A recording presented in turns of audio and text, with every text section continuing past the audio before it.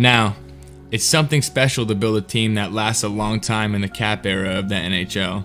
You have the Tampa Bay Lightning, the Boston Bruins, the Chicago Blackhawks, at least from the 2010 era.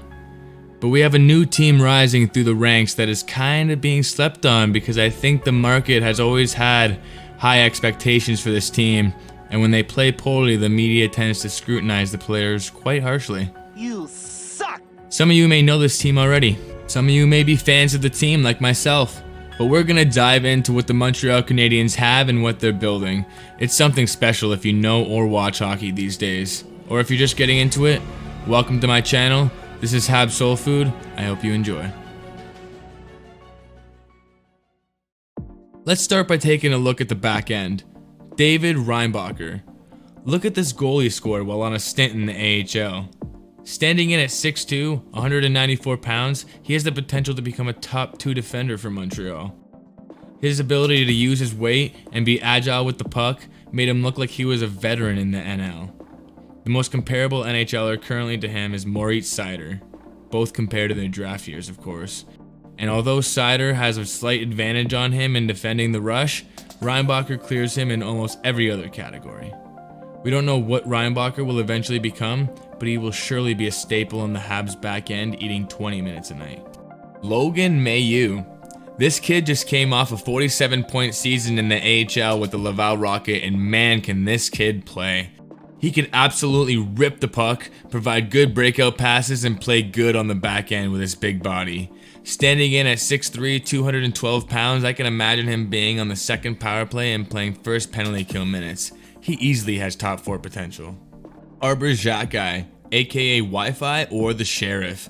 Another big body on the back end to protect your stars. I mean, look at this guy. You don't want to have to go up against this guy in front of the net. No sir. Kaden Goloubef. Not very many players can skate with as much grace as a gazelle. Goloubef is able to keep up with some of the fastest skaters in the league while being strong defensively and having offensive upside. Goloubef has high hockey IQ, which allows him to be able to stay close on the play to give him the position defensively. I could see him being in the top 4 for a long time playing with a player like Logan Mayu. And for the creme de la resistance, we have Lane Hudson. Just 2 NHL games and we're already watching him do stuff like this. And like this. His ability to move his body quickly on the blue line allows him to maneuver past defenders and get himself open to create passing lanes for teammates. His size was a concern at first, but I think it's safe to say with the conditioning he's done and what we've already seen, he will turn into a force on the blue line for Montreal. Now to what a lot of fans have been excited about. Patrik Laine. The acquisition of Laine completely transforms the Habs top 6 not only now, but if he pans out in the future as well. Laine has had his issues with coaches and his stint in the player assistance program, but I believe with commitment from Laine and a touch from Marty St. Louis, Laine can return to his former self and even succeed it. Although Laine didn't have a lot of production when he went into the player assistance program last year, the 2 years prior he put up about a point per game pace, being on a line centered by Boone Jenner for most of that time. And no disrespect to Jenner, but Doc and Newhook or even Waugh would fit better with Laine in my opinion. Doc is an incredible playmaker that has a lot of vision on the ice and would complement a player like Laine with his elite shot. The Habs not only made a splash on the trade market, but managed to take some of the top talent at the draft this year. Ivan Demidov, without question, is on track to become a superstar in the NHL with his creativity, explosiveness, and his vision on the ice. Just look at this kid move. He can make a play in sight, on the rush, you name it. Habs fans have been looking to see a player like this in the system since Kovalev was on the team way back when.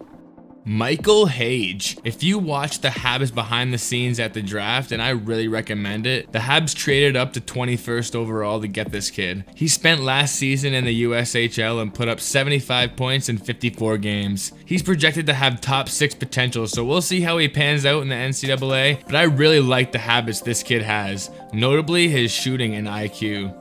These two, along with what they already have, such as Kapanen, Beck, Engstrom, Kanishkov, Farrell, and so many more, puts the Habs on track to what they are trying to build. And with how well some of these other guys like Newhook and Slavkovsky have turned out in the system after the development overhaul, I'm going to take my bet and say a lot of these guys are going to develop to most of their potential.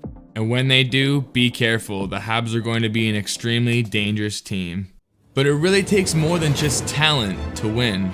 You need a drive that comes from within, to want to continue to improve and never roll over when you're down. The Habs have been building this mindset for the good part of half a decade. The mindset of a champion. That even when you're down, you will fight to the end to have the chance at the goal. You'd be surprised at where this mindset brings teams. Ask Caulfield and Suzuki. It brought them to a Stanley Cup final. If you don't believe me, look back to that year, to that run. Which pivotal moments stand out to you? For me, it goes without question that this is where it all started. Cole Caulfield in alone here, along with Suzuki, and off the... A little give and go. Suzuki, Caulfield right back, and you can see the reaction. Both Cole Caulfield and Kirby Dach are on the cusp of trying again at a breakout year. Caulfield was coming off a shoulder surgery last year and had a shooting percentage lower than he's had in his entire career. His percentage is expected to go up again to normal, so we'll see if he can score that 40 goals he was on pace for before the injury.